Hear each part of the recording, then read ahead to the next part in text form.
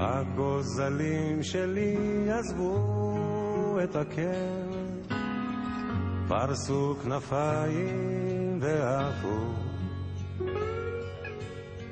ואני ציפור זקנה נשארתי בקר, מקווה מאוד שהכל יהיה בסדר. תמיד ידעתי שיבוא היום שבו צריך להיפרד, אבל עכשיו זה ככה בא לי פתאום. אז מה הפלא שאני קצת דואג?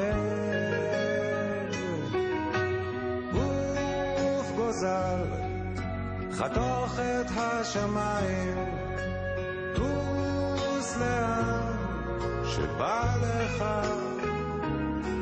רק אל תשכח יש נשר בשמיים, גור לך.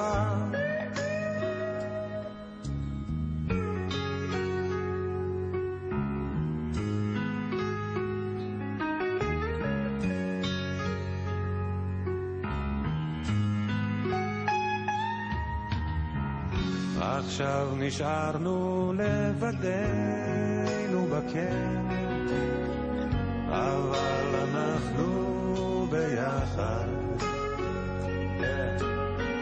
חבקי אותי חזק, תגידי לי כן, אל תדאגי, ביחד כיף להזדקן.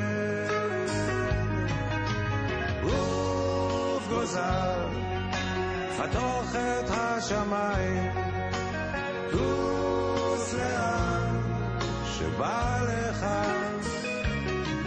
רק אל תשכח יש נשר בשמיים, גור לך.